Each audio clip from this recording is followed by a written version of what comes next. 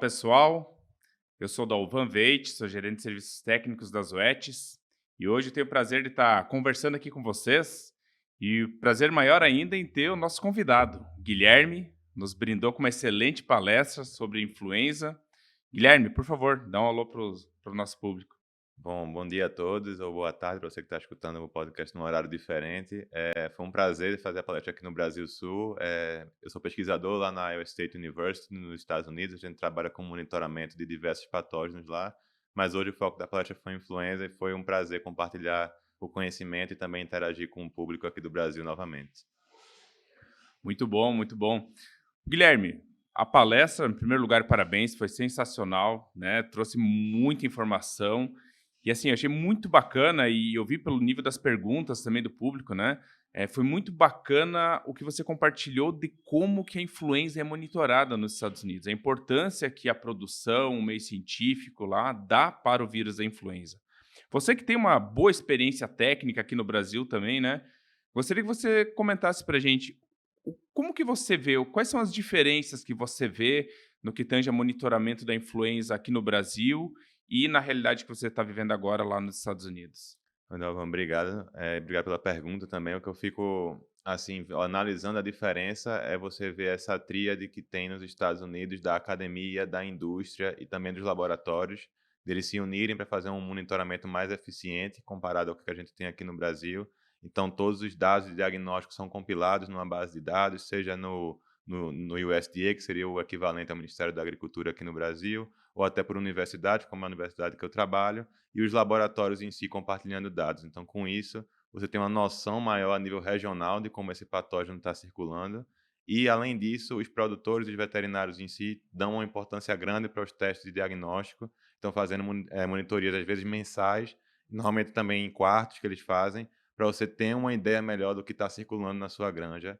E eu acho que é isso que o Brasil poderia também ter uma evolução nesse aspecto. E acho que a gente chegando até esse nível, a gente pode ter uma competitividade muito maior também no setor de suínos em relação aos Estados Unidos. Oh, legal. Uma parte muito bacana que você compartilhou hoje de manhã é que existe essa troca, né? Os produtores, eles fazem os diagnósticos, os laboratórios compartilham as informações e vocês retornam esse compilado de informações para os produtores, faz um cross-check, né? Checa com eles no campo o que está acontecendo. Como é que funciona essa interação? Como é que flui? E isso, para explicar um pouco sobre isso, Dalvan, a gente tem o Swine Disease Reporting System, que é um sistema de notificação de doenças, que aí é coordenado pela Iowa State University, mas tem essa parceria com todos esses 6 laboratórios que a gente tem hoje, em Ohio, Indiana, que é Purdue, Kansas, South Dakota e também Minnesota. Então, toda essa base de dados vai para a gente, onde a gente tem o número de casos que está acontecendo no campo, o número de casos positivos, mas a gente não reporta somente esses números, a gente tem um conselho de veterinários e produtores que recebem essa informação em primeira mão, e a partir dessa primeira análise deles, eles conseguem dizer, ó, isso provavelmente está acontecendo devido a um evento X. Só para dar um exemplo do próprio influenza que a gente apresentou, em 2023 a gente teve um aumento no número de casos positivos em maio de 2023, e quando a gente jogou essa informação para o nosso conselho de veterinários e produtores, eles começaram a averiguar que eles tinham uma variabilidade genética maior na granja, e aí estava tendo um escapamento na parte de vacinação, e eles não estão conseguindo ter a imunidade correta, e é por isso que teve aumento no número de casos. Então, essa é a importância de você ter uma informação a nível nacional, que a gente tem nesse relatório, e conseguir passar essa informação para a indústria de suínos novamente, de uma maneira compilada, sucinta, em pequenos bullet points, e aí, com isso, o produtor, o veterinário que está numa região diferente ou na mesma região, ele tem noção do que está acontecendo ao seu redor. Então, é uma informação muito gratificante para a indústria de suínos americana e que a gente poderia ter algo muito similar aqui no Brasil para também ajudar a nossa indústria aqui no futuro. Com certeza, né, Guilherme? Se a gente tivesse essa. Se nós tivéssemos, não, mas se a gente conseguir avançar para termos essa colaboração, essa troca de informações entre os laboratórios de diagnósticos, os diferentes produtores, agroindústrias, cooperativas, né? Uhum. Acredito que seria benéfico. Seria não, será benéfico, porque a Benéfico. gente vai avançar para isso e Assim vai espero. poder ajudar bastante, né? Com certeza. Legal. Outro ponto bacana que eu achei da tua explanação, você falou o quanto está desenvolvido e avançado lá as técnicas para entender os diferentes subtipos de influenza, né? Uhum. O sequenciamento, ele é necessário? como que se trabalha lá, quais são as contribuições que ele traz aí para o entendimento do influenza vírus? Com certeza, Dalvan. É uma técnica de extrema importância hoje em dia, então acredito que não, no controle do vírus influenza é muito difícil você trabalhar sem essa técnica para lhe auxiliar a nível de granja, porque a PCR a gente ainda tem aqui no Brasil para dizer se você tem ou não material genético de influenza que está circulando na granja.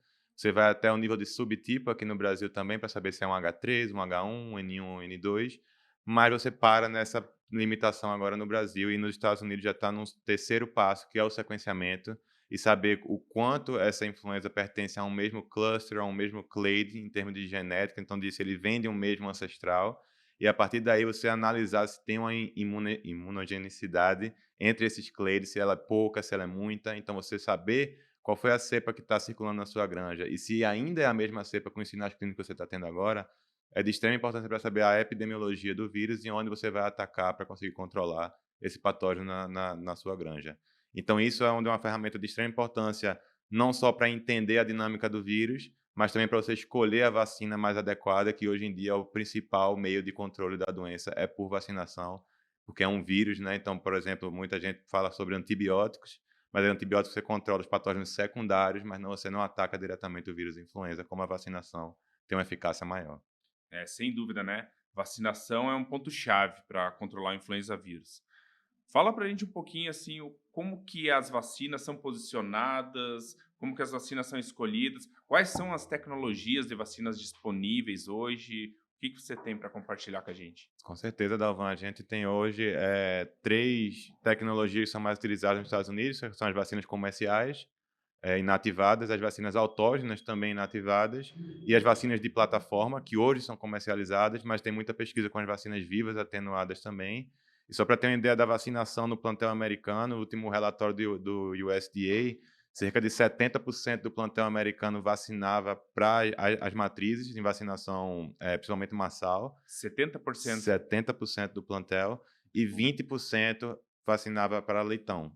E você vê assim, mas é porque leitão não funciona. O grande problema é a imunidade materna. Você tem um monitoramento disso e saber se realmente você tem imunidade ainda até determinada idade de vida, e aí você posicionar a vacina. Como hoje a gente não tem ainda tecnologia suficiente para fazer essa diferenciação, muitos produtores nos Estados Unidos optam por imunizar o rebanho de fêmeas e acreditar que essa imunidade via colostro vai proteger para a influenza, principalmente na creche, e na terminação eles tentam lidar com os patógenos secundários, para a gente não ter, se a influenza por um acaso for um problema, ela está acontecendo sozinha e não com interação com diversos patógenos, que aí pode aumentar a mortalidade do seu rebanho. E em termos de protocolo, a maioria das fazendas americanas hoje fazem protocolo massal, de 2 doses de vacinação, ou podem optar também por fazer protocolo de reposição, que normalmente é o que eles fazem, e também no terço final de gestação, para você ter uma garantia maior que essa imunidade vai ser via colostro para todos esses leitões. Legal.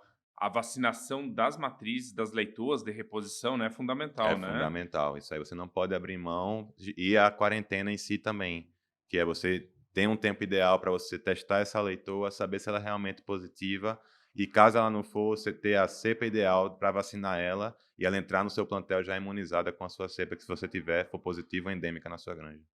Legal. Tenho certeza que os nossos colegas que estão nos assistindo, né, eles estão agora nesse momento refletindo, né, sobre a situação da influenza nas suas granjas, né? E quais são essas medidas de vacinação, de controle do vírus, entendimento do vírus, né, que podem ser adotadas para melhorar o controle desse patógeno. Um outro ponto, eu diria assim, nessa estratégia para controlar o vírus, a questão da biosseguridade também é importantíssima, né? Com certeza, Dalvan, isso aí é algo que a gente não pode abrir mão. Também tivemos uma palestra aqui no evento sobre isso, sobre biosseguridade, e você vê que ter essa tríade de um monitoramento para saber o que é que está circulando, mais a vacina adequada para você proteger o seu plantel e você impedir que esse patógeno entre na sua granja, é a trinca perfeita para você conseguir controlar esse patógeno. Então é importante sempre lembrar, na sua maternidade, todos esses leitões eles nascem negativo para a influenza. Não é um vírus que é transmitido de maneira vertical da fêmea para o leitão ainda na gestação. Então, onde é que acontece essa infecção? Lá na maternidade, entre fêmeas positivas, e esses leitões negativos. Então, esse é o primeiro ataque que você tem que ter, de não ter uma manipulação tão grande de leitões positivos e transmitir esse vírus de maneira mecânica. E lá na terminação em creche, você tem um cuidado muito grande na introdução do vírus via pessoas, por exemplo, ou via fomites, ou via transporte, de você não ter nenhuma introdução lateral desse vírus num plantel que não está, por exemplo, vacinado para uma cepa que está vindo de fora do rebanho. Então, você ter esse controle interno, mais esse protocolo de não transmitir de maneira mecânica o vírus através da biosseguridade dentro de suas granjas, aliado à vacinação, que a gente também não pode abrir mão, isso, como eu falei, é uma trinca, a vacinação adequada, o monitoramento e a biosseguridade. Com isso tudo, a gente pode diminuir e muito o impacto desse agente nas nossas granjas de suínos. Legal, legal. E, enfim, né, fazendo um resumo aqui, você falou sobre a gente proteger o plantel adulto, plantel reprodutivo, né? Baixa a pressão de infecção desse plantel, vai gerar um colostro hiperimune, vai ter condições de passar uma imunidade passiva mais consistente para a progenie, né? Você falou bem da gente também controlar a influenza nas leitoas de reposição, né? Outra forma do vírus entrar na granja. Uhum. E fechando essa tríade ali, controlando bem a questão da influenza nas pessoas, né, as pessoas que terão contato com a produção, é possível a gente, digamos assim, minimizar os riscos, evitar a influenza na granja, né? Com certeza, Dalvan. Seria um resumo do que a gente conversou aqui, com certeza. Muito bom. Nas nossas conversas, até fora do evento aqui, né, foi muito bacana que você comentou, você trouxe algumas experiências práticas lá de como até os produtores locais lá, eles procuram estimular, né, que os seus funcionários, eles tomem cuidado com a influenza, eles se vacinem, né, os funcionários, enfim. Comenta com a gente um pouquinho sobre o que você observou lá. É uma prática bem comum nos Estados Unidos e aí é uma desvantagem que eles têm em relação a gente, né? Porque, querendo ou não, nós temos o Sistema Único de Saúde aqui que cobre toda essa parte de vacinação de maneira gratuita, né? Então você não precisa pagar pela vacina. E lá os sistemas de produção precisam pagar pela vacinação dos seus funcionários. E mesmo assim, mesmo eles estimulando, fazendo o pagamento dessa vacina, eles ainda preferem também estimular um funcionário com vouchers ou com um aumento, uma bonificação do salário para ele se vacinar e aí estimular todos esses funcionários da granja a estarem imunizados e estarem protegidos para quando você não ter essa transmissão que é, querendo ou não, bidirecional, o ser humano pode transmitir para o suíno e o suíno pode transmitir para o ser humano, mas a maioria dos meios científicos, hoje as publicações indicam que nós, seres humanos, estamos transmitindo mais para os suínos do que eles para nós, então O suíno é a vítima a da suína é história, a né? vítima dessa história, quando muita gente coloca ele como vilão. E quando a gente transmite para o suíno, a durabilidade dessa cepa que a gente transmitiu fica numa granja por muito tempo, uma média de 1 a 3 anos. Então, por isso, é importante essa vacinação, é importante o funcionário estar consciente de que se ele tiver qualquer tipo de sintomatologia de influenza, febre, ele está com tosse, ele está com a parte do sistema nasal congestionado. Então, assim, evite de trabalhar e entrar na granja e, claro, também para os donos, né, de granjas e para as empresas, também estimule o seu funcionário a não trabalhar dessa maneira para você não ter essa transmissão do vírus do ser humano para o suíno, causando também problema na sua granja. Muito bom, muito bom. Guilherme, fantástico bater papo aqui, muito bom. A apresentação foi um show, né? E essa conversa aqui, tenho certeza que os colegas que estão nos prestigiando, nos assistindo também, estão ficando muito felizes aí com o que você está compartilhando. Para a gente encerrar, né? Como eu sei que você é prata da casa, é do Uhum. Brasil, né? Você saiu daqui, teve uma boa experiência de campo aqui, foi para os Estados Unidos, está se aperfeiçoando lá, estudando. Gostaria que você deixasse uma mensagem, assim, o que é o teu sentimento em relação à suinocultura brasileira, o que você está vendo lá, Uhum. o que nós podemos avançar aqui, por favor. Com certeza. Não, isso eu queria falar para a audiência em si, desse complexo que a gente tem de lá fora é sempre melhor e não é mil maravilhas também. Todo mundo tem seus problemas, tanto que os Estados Unidos também sofrem com influenza, como a gente sofre também. Eles já estão desenvolvendo outras práticas que a gente também pode aplicar, mas a suinocultura brasileira tem um potencial enorme para se desenvolver e chegar a um nível de uma suinocultura de elite. A gente já é um dos maiores produtores, a gente já tem uma boa produção, mas a gente, compilando toda essa parte científica e também a parte de campo, a gente pode avançar muito mais. Então, queria falar para os produtores, para os veterinários aqui, um apelo de que se unindo e trabalhando junto, e a gente usando informação científica e de qualidade, a gente consegue combater os principais patógenos e a gente consegue ter uma produção ainda melhor e botar o Brasil num patamar ainda mais alto, que eu acredito que a gente pode competir sim com qualquer mercado lá fora. Fantástico, meu amigo. Obrigado. Obrigado, Obrigado por Dalvan. essa Foi um parceria. prazer. Obrigado pelo convite Foi também. muito bom. Abraço. Um abraço, pessoal. Até mais. Até a próxima.